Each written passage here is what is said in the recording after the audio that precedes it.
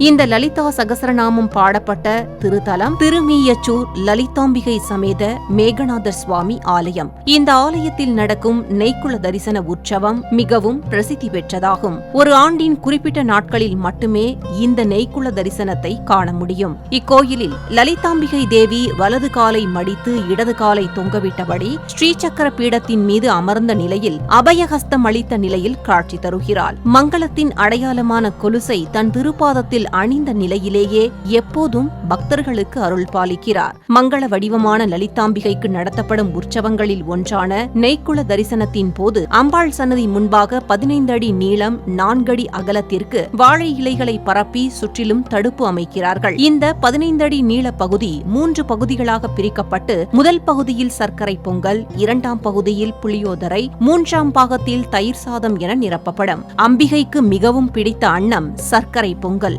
இதையே கூடான பிரீத்த மானசாய நமக என்கிறது Sri Lalitha Sahasranamam. For more information, watch the full video, link in description.